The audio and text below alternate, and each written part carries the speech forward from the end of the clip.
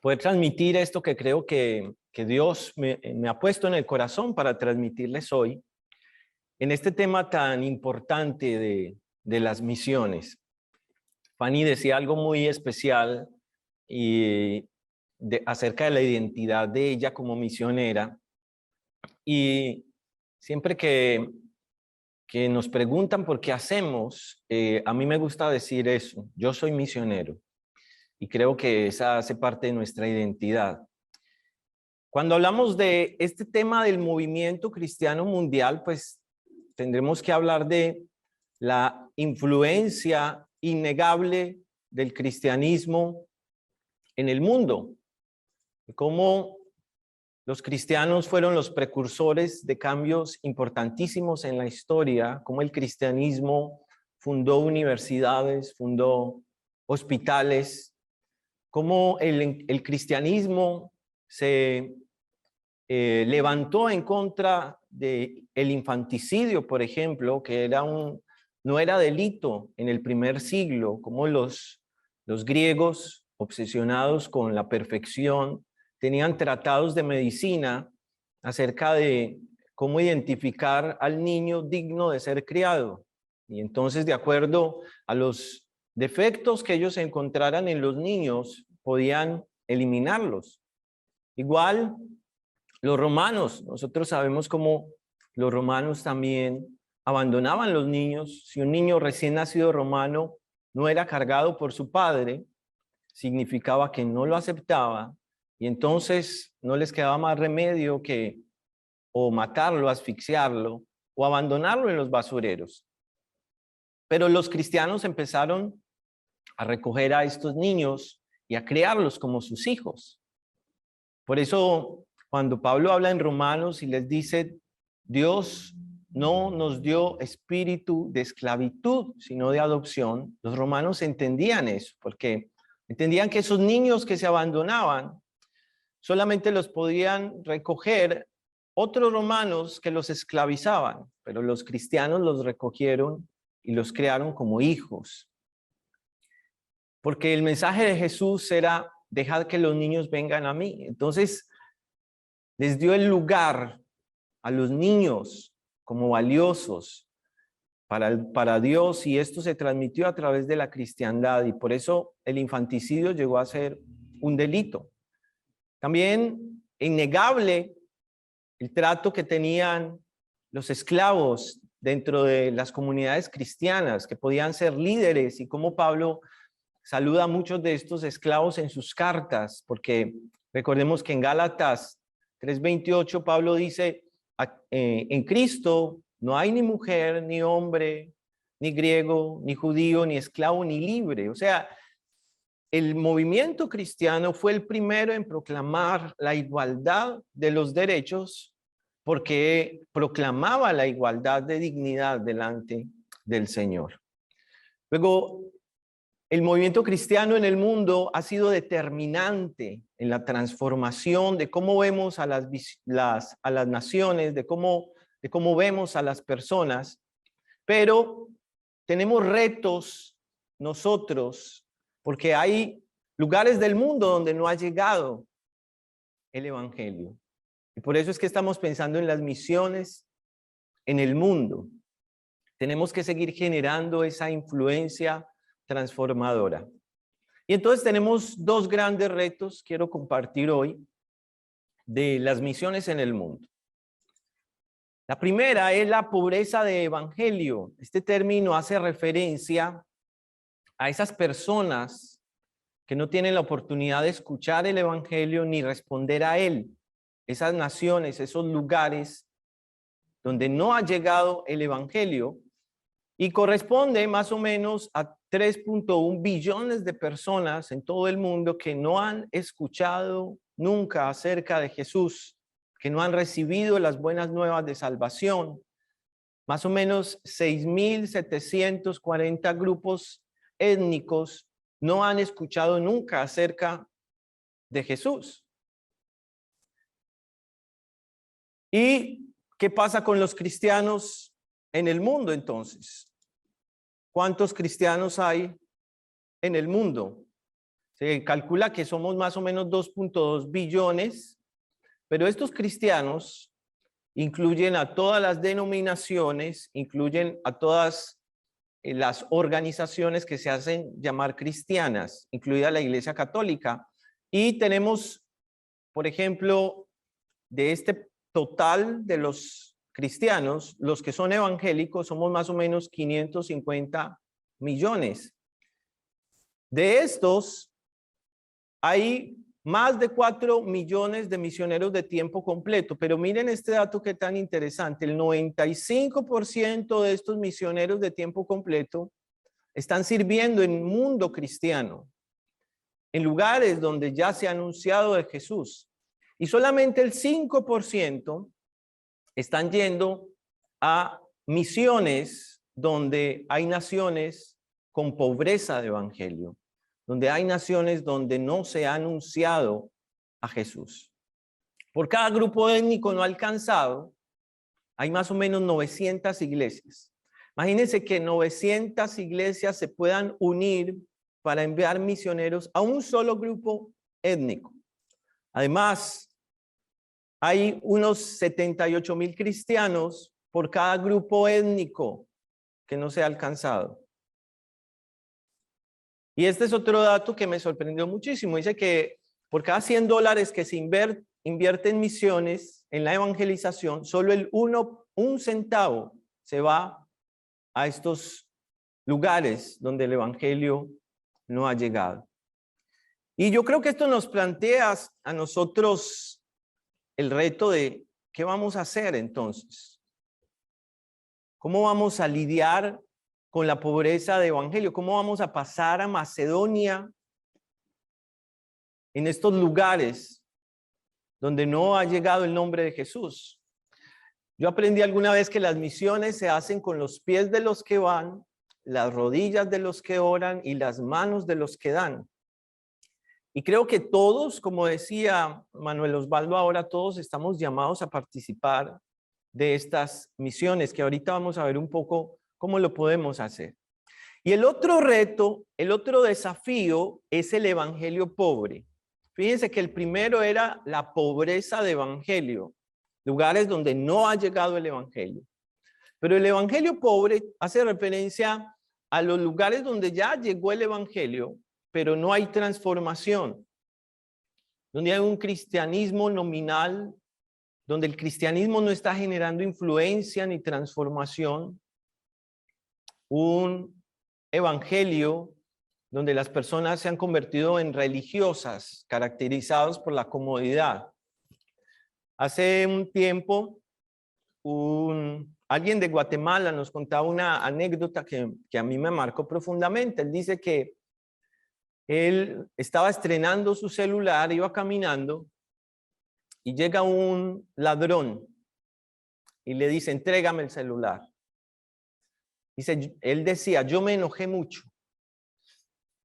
Apreté el celular con mis manos y se lo entregué y no sabía qué decirle y le dije, que Dios te bendiga. Entonces, a lo que el ladrón le dice, ¿vos sos cristiano? Y él dijo, sí, yo soy cristiano. Y el ladrón le contesta, yo también. Entonces, cuando él contaba eso, yo decía, Dios mío, es cierto, ¿cómo es posible que nosotros tengamos un cristianismo que es solamente de nombre? Y eso es el evangelio pobre. El evangelio pobre también tiene que ver con las personas que se hacen, que les podemos decir los excristianos, esas personas que dicen, yo ya estuve en la iglesia, yo ya fui cristiano, pero yo ya no soy cristiano, yo ya superé esa etapa en mi vida. Y cada vez en los países más evangelizados estamos viendo este tipo de personas. Los cristianos sin iglesia, las personas que ya están saturadas de las iglesias, que ya caminaron por muchas iglesias y que ahora dicen, yo soy cristiano desde mi casa, yo no pertenezco a ninguna organización, yo oro en mi casa, yo leo la Biblia en mi casa. Los pseudocristianos, y esto tiene que ver un poco con todos esos grupos que se hacen llamar cristianos. Yo no sé si ustedes han visto la publicidad que tienen acerca de las misiones.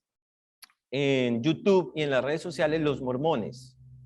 Son increíbles. Estás viendo un video y salen unos chicos jóvenes diciendo, hola, somos los misioneros, yo soy el de Rodríguez, yo soy la hermana Palma, queremos platicar contigo, queremos ir a tu casa, y se ven tan cálidos, se ven tan amables que yo he tenido ganas de llamarlos.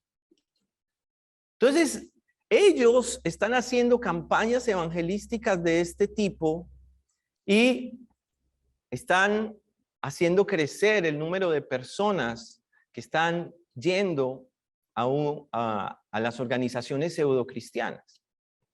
También tenemos en nuestros países, sobre todo en Latinoamérica, estos proclamados no convertidos, personas que ya han escuchado acerca de Jesús, pero que aún no han tomado la decisión de convertirse. ¿Qué vamos a hacer nosotros? ¿Cómo vamos a responder a estos dos retos? Pobreza de evangelio y evangelio pobre. Entonces vamos a ver unos datos de cómo está el evangelismo en el mundo. ¿Ustedes creen que el evangelismo en el mundo está creciendo, está decreciendo? ¿Cómo está en América Latina? ¿Cómo está en Europa? Bueno, la buena noticia es que el evangelio está creciendo, ha crecido 1.17%. Estos son datos del 2020. Dice que más o menos el evangelio está creciendo en este ritmo año tras año, que el crecimiento más rápido del evangelio se está dando en África y en Asia, donde los porcentajes son mayores. Pero hay unos retos también aquí, y es que el cristianismo está creciendo, pero solamente al ritmo de la población mundial. Es decir, la población mundial creció 1.18 y el cristianismo 1.17. Estamos hablando de cómo es el crecimiento anual. Y esto nos hace pensar que, aunque si bien es cierto,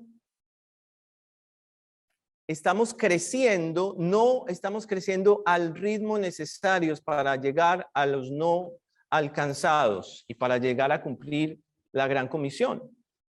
Porque aunque el número de cristianos ha aumentado, la cantidad de cristianos ha aumentado, la proporción de los cristianos ha disminuido. Dice que a principios del siglo XX éramos el 34%, en el siglo XXI empieza con el 32% y ahora estamos casi en el 28%.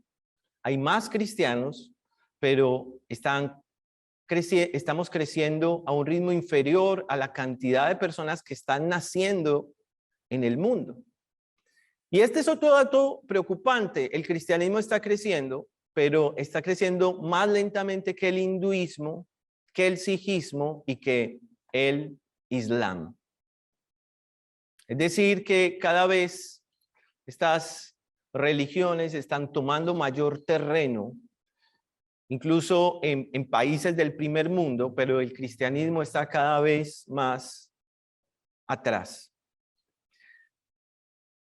Si no fuera por el crecimiento que se está dando en África y en Asia, estaríamos estancados en el crecimiento del cristianismo. Dice que en América Latina solo crecimos un 1% y en Europa solo el 0.6%. Apenas crecemos mucho menos que la población mundial. Todos estos datos son inferiores al crecimiento de la población mundial. Bueno, entonces ahora sí, ¿qué vamos a hacer ante este panorama? ¿De quién es la responsabilidad? Me acuerdo de una historia que quizá ustedes me han escuchado compartir de un señor lleva a su esposa a donde el psiquiatra porque ella tenía una enfermedad que se llama esquizofrenia catatónica. En la esquizofrenia catatónica, las personas quedan paralizadas, quedan sin poderse mover. Y yo tuve pacientes que quedaban paralizados en el sol y se producían quemaduras en su piel, pero no se podían mover. Es como quedarse congelado y atrapado en el cuerpo. Bueno, este señor llegó con su esposa con esta enfermedad donde el psiquiatra le habían aplicado todos los medicamentos, intentado de todas las formas que reaccionara, que saliera de este estado, pero no se pudo. Entonces el psiquiatra mira a esta señora y se le ocurrió hacer algo. La abrazó y le dio un beso en la boca. La señora inmediatamente reaccionó, salió de su estado muy sorprendida. El psiquiatra le dice al esposo de esta mujer: señor, esto es lo que su esposa necesita todos los días. Entonces él le dijo: doctor, se la traigo todos los días a esta misma hora. Y esa historia me hace pensar en cómo nosotros sabemos que tenemos una responsabilidad como cristianos, pero seguimos transfiriendo esa responsabilidad a otros. Quizá a otras denominaciones, a otras iglesias, a otras organizaciones, pero creo que nosotros tenemos esa gran responsabilidad. En lo que estaban compartiendo, recordaba a Ricardo cuando hablaba del modelo. Jesús fue el que nos enseñó cómo es que tenemos que hacer las misiones. Jesús nos da esta clave: como me envió el Padre, así también yo os envío. Entonces nosotros tenemos que pensar en cómo fue que envió el Padre a Jesús y qué hizo Jesús en su misión. También decíamos que era el primer misionero transcultural. Bueno, creo que lo primero es que, y todos estos principios los vamos a ver con esta letra, con la letra P. El primero es la presencia. La presencia física. Dice que el verbo fue hecho carne y habitó entre nosotros. O sea, las misiones no se pueden hacer a control remoto, no se hacen a distancia, tenemos que ir. Nunca, ninguna generación en toda la historia ha tenido los recursos para cumplir la gran comisión que tenemos nosotros. Tenemos una responsabilidad enorme, ya no hay límite para llegar a ningún lugar. Tenemos los recursos financieros, tecnológicos y humanos para llegar a cualquier lugar. Y creo que tenemos esta responsabilidad de estar presentes, de ir, de tener misioneros en lugares donde nunca habíamos pensado que podríamos enviar misioneros. Y si no vamos a enviar misioneros, por lo menos apoyar a quienes están yendo a estos lugares. Pero en la presencia física también tiene que ver con nuestras sedes, con los lugares en los que estamos como sede. Necesitamos participar de los grupos de los no cristianos, necesitamos estar presentes en las organizaciones barriales, necesitamos estar presentes en los cursos que se están dictando, necesitamos aumentar nuestro contacto con los no cristianos para poder llegar a estar presentes en ese lugar. Necesitamos la presencia física. Pero también tenemos esta P de cómo hizo Jesús la misión. No solamente presencia física, el amor es encarnacional, el verbo se hizo carne, sino que también necesitamos la proximidad que tiene que ver con la cercanía emocional. Con el buen samaritano, Ricardo nos compartía también esto. Necesitamos conocer las necesidades de las personas.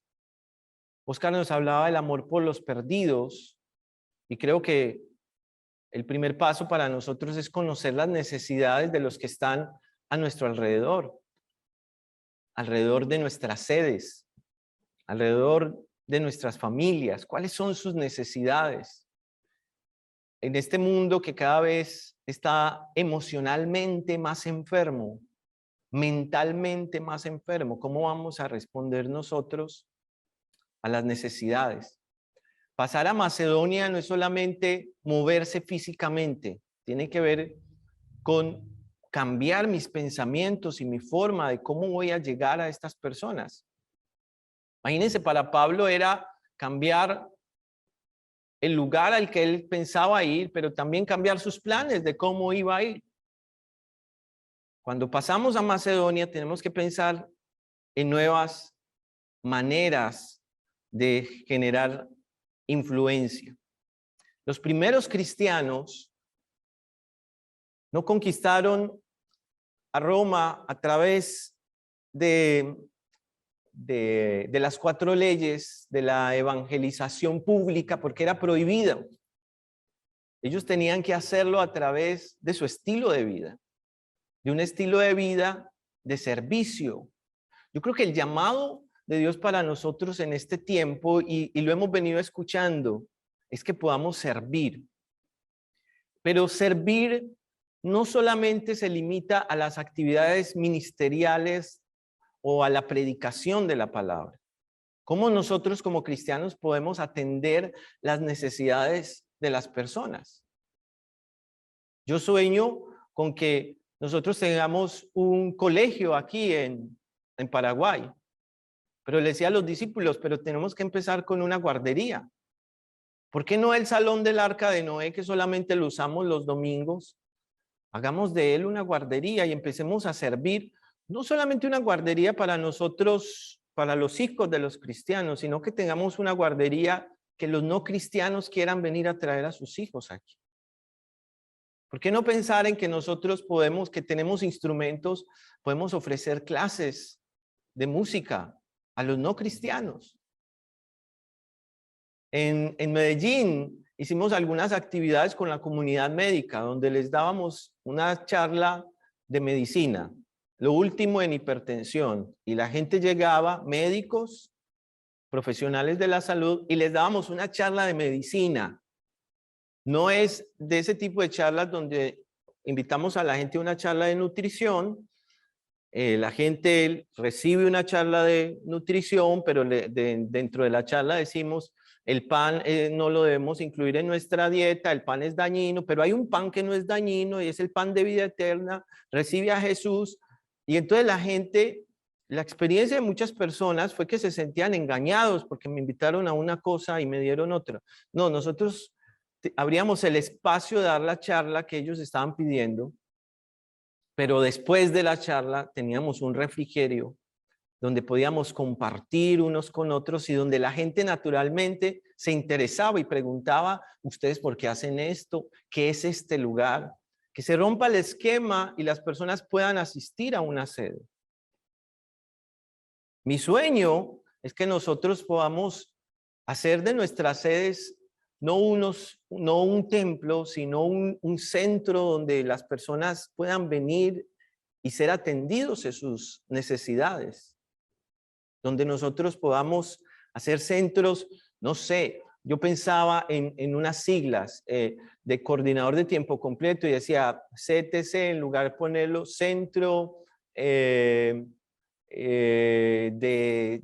transformación comunitaria, que esos sean nuestras sedes, que nosotros podamos servir a la comunidad y que de esa manera, así como hicieron los primeros cristianos se dedicaron a atender a los enfermos porque los romanos los echaban cuando tenían una plaga. Pero en esa atención no condicionada, si no recibes a Cristo no te voy a atender, ¿cierto? Que a veces me he sentido así, a veces yo siento que es una condición que las personas reciban a Jesús, pero cuando vuelvo a Jesús veo que Él alimentó a las multitudes, que el Señor hace salir el sol para los justos y para los injustos, y que el servicio debe ser a todos, y que la gente va a recibir ese servicio como un testimonio de Jesús. Cada vez nos limitan más para hablar acerca de Jesús. En las universidades, en los lugares a donde nos invitan a dar un tema. Pero yo no creo que eso sea negativo del todo. Porque si no podemos hablar de Jesús, tenemos que vivirlo. Si no podemos hablarlo con palabras, nos toca como a los primeros cristianos. No podían evangelizar públicamente, tenían que vivir el evangelio. Tenían que tener esto que es pasión, que es la tercera P. La pasión hace referencia al sufrimiento, no solamente a ese deseo, a esa vocación. Cuando hablamos de la pasión de Cristo, hablamos del sufrimiento de Jesús. Y como no podían predicar el evangelio públicamente porque estaban bajo pena de muerte, los primeros cristianos lo vivieron a través del servicio. Y yo creo que lo que nos ha hecho relevantes a nosotros en Cenfol como iglesia es que no estamos casados con una estrategia ni apegados a una sola manera, sino que estamos comprometidos con la misión. Porque a veces las estrategias que se anquilosan y se perpetúan pueden amordazar al Espíritu Santo. Yo recuerdo que alguna vez escuchaba en una capacitación donde nos desafiaban y nos decían, si ustedes están haciendo todo lo que sus antecesores hicieron para evangelizar el mundo, entonces ustedes no están haciendo todo lo que ellos hicieron. Yo, pero no entiendo. Porque ellos, cuando escuchamos estas historias de estos videos que nos emocionan, de cómo se metían a la universidad, de cómo proclamaban, ellos marcaron la diferencia, ellos innovaron. Quizá en ese momento esa era la estrategia a la que Dios los estaba llamando, pero no es necesariamente nuestra estrategia. Necesitamos ser sensibles a dónde nos está llevando el Señor ahora, a cuál Macedonia nos está llevando el Señor en este momento. Porque si seguimos repitiendo la misma estrategia, terminamos abandonando la misión y la visión que nosotros tenemos. Y nuestra misión es el último mandamiento de Jesús. Es el primero para nosotros en nuestra misión. Su último mandamiento es lo primero en lo que nos ocupamos en nuestra visión y en nuestra misión como iglesia en Cenfol. Luego, creo que hay un concepto que últimamente escuché y es la iglesia neuroplástica, que tiene la neuroplasticidad del cerebro, es la capacidad del cerebro de crear nuevos caminos, nuevas conexiones. Y creo que nosotros como iglesia necesitamos también esa neuroplasticidad. Necesitamos crear nuevos caminos, necesitamos ser sensibles a las maneras nuevas en las que el Señor nos está permitiendo acabar con la pobreza del evangelio, pero también con el evangelio pobre que se está anidando en nuestras congregaciones. Yo quiero dejarlos con esta proclamación. Nosotros necesitamos no solamente pensar en cómo estar presentes, próximos, no solamente pensar en el precio que tenemos que pagar, sino en cómo estamos anunciando a Jesús, cómo estamos predicando acerca de Él. Cómo Jesús predicaba y anunciaba, pero al mismo tiempo estaba sirviendo.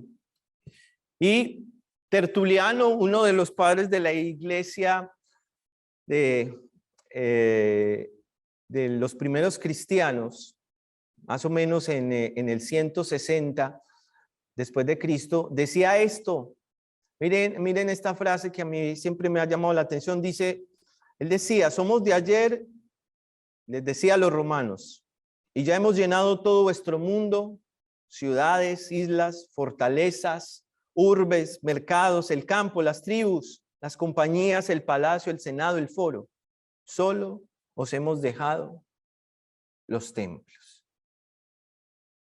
Esa era la influencia de los primeros cristianos. Y ahora la pregunta es, si el secularismo, si los no cristianos nos dicen esto a nosotros, nos dicen, nosotros ya llenamos todo y a ustedes solamente les hemos dejado los templos.